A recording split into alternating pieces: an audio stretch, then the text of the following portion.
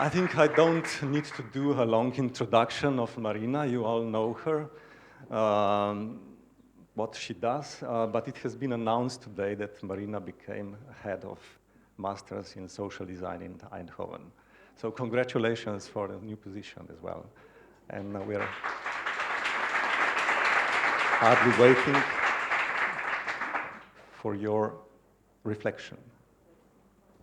Thank you so much. Thank you for the invitation to do this super difficult job. So it's the end of the day, has been a long day. I have a strong Spanish accent, lots of notes, and no images. So are you ready? Well, so this is a fantastic exercise. I think I want to congratulate everyone for all the ideas, and definitely we need more ideas coming. And it's beautiful to celebrate architecture in all its diversity, in all these different approaches to what architecture is or could be.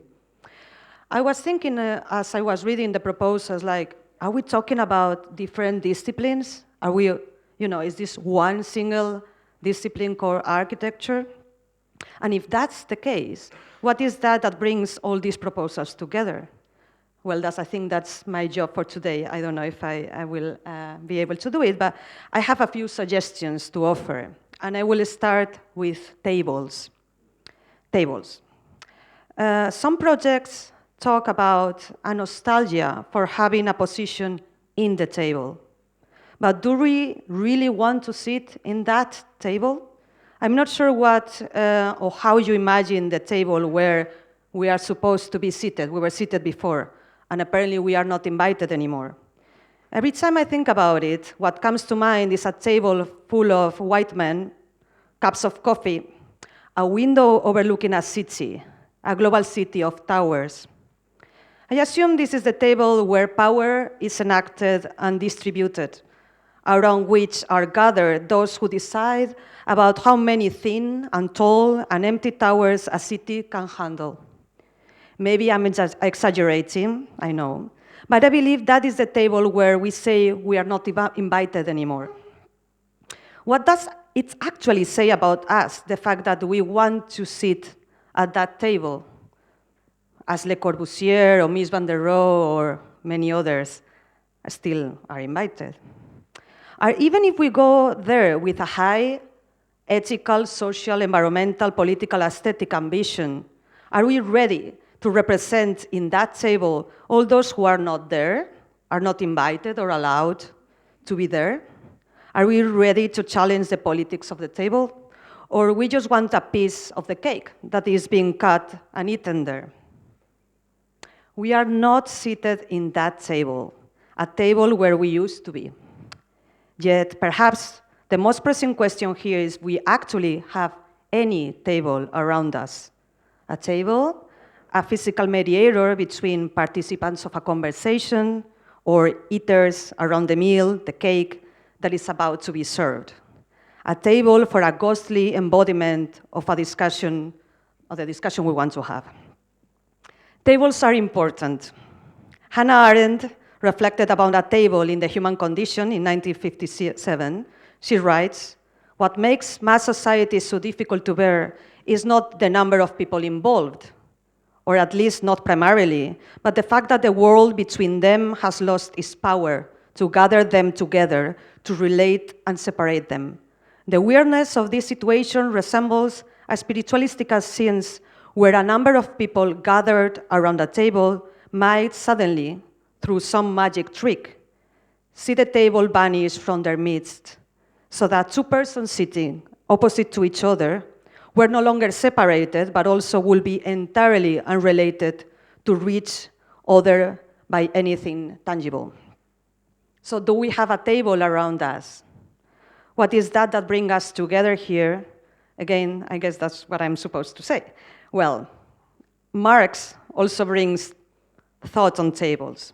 And I know, like, I started with Hannah Arendt and Marx. Everything will be easier from here, so stay with me. A weirdly animated wooden table was brought in the capital. The figure at the table is mobilized there as an exemplification of commodity fetishism, arguing that the mystical character of the commodity is not linked to its use value, but to its exchange value, Marx alludes to the dancing wooden table. The table serves as a demonstration of the dual nature of commodities, the dislocation between their utility as things and their power as, or aura as agents of abstract value. Both Arendt and Marx animated dancing tables have a magical nature. Not by chance, there was a popular interest in the spiritualist table turning that was spreading through Germany since the 1840s. But Marx's formulation, and maybe also Hannah Arendt's, around the mysterious inner life of the commodity could very well be brought here today to talk about architecture and its magical, mystical, and ghostly qualities as a commodity. In my vision of those white men seated around a table, the table also starts dancing above their heads. What brings them together is probably no other than those ghostly qualities of architecture as commodity. In that sense, there was a question posed by one of the proposals that struck me. Are we feeling ashamed enough by those architectures that show embarrassing sides of our culture? For instance, I will add, cultures that have rendered architecture as a monumental repository of capital, object of investment and speculative operations. There have been some projects about housing, and I do miss more and more ideas about housing. The architecture of the house and housing is rather than a people's right, a preferred form of investment, object of speculative operations, and completely imbricated in neoliberal policies of urban development. The majority of contemporary housing projects and policies follow the logics of the market and render evident forms of precarity and processes of unequal access to accumulation of capital among the population. Inequalities that perpetuate centuries of target violence towards the excluded and the oppressed through master plans and design strategies, and for which the architectural community is also complicit. Some proposals, beautiful proposals, address the utopian promise to provide every Soviet family with its own apartment. Obviously, we should and can criticize the homogenizing nature and oppression embedded in these prefabricated housing machines, all the same. Yet, what are our ideas for providing housing for the majority? We saw some today that included automation, decentralized housing, open data, distributed cooperatives. In many of the cases, and I'm not referring necessarily to those ones, but in general to many of the applications, architects seem to have an ambiguous position in the table. As many proposals have been critical, while wanting also to be part of the same structures and systems they criticize. I guess that is an occupation strategy, being able to occupy those tables. Others, however, propose to invent other tables. For example, platforms to facilitate conversation between agents and maybe not willing to sit in others' tables, but create our own table. That's what I would like to emphasize. We need more tables. Tables are something that bring things together or set them apart, as also do lines.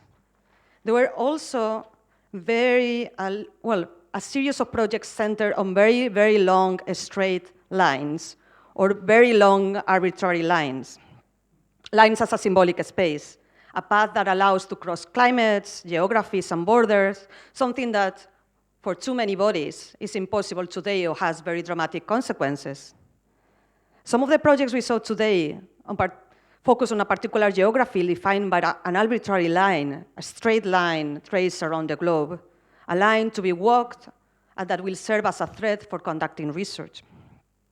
These lines are the outcome of architectural and logistical thinking, which reforms collective life by introducing order and control over the territory.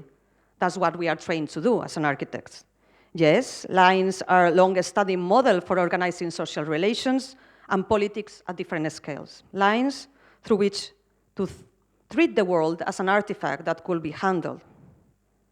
Lines are designed to be extended potentially to the whole surface of the earth, imposing a comprehensive order and layout of society.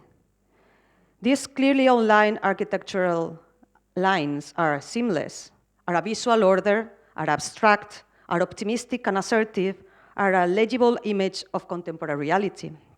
are a visual order that stimulates the modernist dreams to command over space and time, over territory and resources. An idealized image that conveys the aspirations of the time. Planetary problems are addressed with visionary solutions yesterday and still today. Too often through history, these abstract straight lines have operated as the astronaut view during a spacewalk, to be able to see the Earth from outer space, but not the sociopolitical processes implied. There was also a project that I was super interested in about the itinerant survey along the 45th parallel from the Atlantic coast to the Black Sea to reinvent a common space beyond identity and borders. And it's interesting to address these arbitrary, intangible lines, the parallels and meridians, an abstract idea of time and space. The establishment, for instance, of the prime meridian was central to the division of labor internationally and the system of spatial distribution of production, accumulation and exploitation connected to the history of imperialism and colonialism. The existence of a longitude 0 in Greenwich renders other territories always beyond this point as peripheral or in perpetual delay and latency.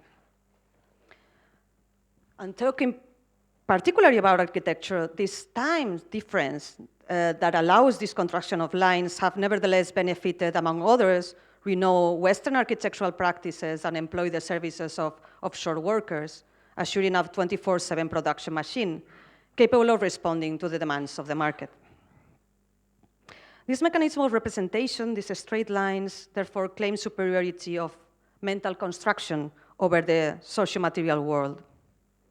The simplification of reality, however, is precisely what enables to gain control over the collective imagination, over resources, landscapes. Architectural proposals based on straight, very, very long abstract lines frequently stand for hegemonic systems of political domination, tools for subjugation, and exhaustive reconfiguration of the territory. Yet, as these lines engender imaginations, they perhaps could also be deployed for the reimagination of collective politics. And that's precisely where the projects here presented stand for. Could we design a system that instead of striving in generalization, standardization, and homogeneity, will be able to accommodate articulation, some form of diversity and difference? In the hands of the architects selected here, the imagined geometrical construction that orders and divides the world seems to be mobilized as an attempt to bring the world together. And they alter the long-established direction of the flow of material. And maybe even instead of a straight line, we have more gender-fluid lines that might be celebrated. So we have, and I'm concluding almost, no worries, table, straight lines, and ruins. We live in an age of ruins, says the proposals, one of the proposals, Urban Architectura. The ruins of the welfare state in its various ideological and geopolitical embodiments in the form of those institutions that have been carefully choreographed to shape modern territories, to top-down, domesticated collective life. I'm quoting. We think that precisely, they say, in the ruin of an institution lies the prospect of a de-institutionalized idea of collectivity. Wow, I agree. As the future becomes more uncertain, architectural practices embrace the visualization and exhibition on their future ruins instead of their concealment. I will argue that that makes possible a form of collective agency, one for the evaluation of the impact of the architect's work, our work, in relation to the perceived ideas of progress, one for the critical reinvention of the place of the discipline in open, incomplete, alternative futures. Perhaps the desire to render architecture durable as a museological artifact has to be confronted with the possibility of a more unstable space, a space where the practices of architecture are exposed to a condition of uncertainty and disappearance. This condition enhances a productive state between emergency, and I mean in the sense of being emergent, and decay. It was interesting, for instance, to see the network the ACAN, no? I can take in action to address climate change, and many other initiatives that are also trying to do that. Or projects, as the last ones we saw from Jason, that talks about the anticipatory theory of the ruin. That is, the architects begin to study their buildings' afterlife as potential future homes for non-human species. I was thinking about also the work of Anat Singh in relation to the mushroom at the end of the world and the possibility of life in capitalist ruins, and how she talks about the generative potential in the aftermath of climate change and the collapse of the dream of industrial progress, linear progress. So, I mean, what it means for architects that we acknowledge that the transient of human civilization in the buildings, and perhaps, as Patricia McCorman says, propose human extinction as the very least we can offer as an act of love to the planet. I'm not asking you to, to go for extinction, no worries. But there were more ruins in your ideas, ruins of war, as territory, as testimony, as a carrier, as generative potential for more than human alliances, ruins, fishes, and bullets, ruins of the abandoned urban areas, ruins of libraries walking across the open books, ruins, bodies as ruins, body as ruin, being vulnerable.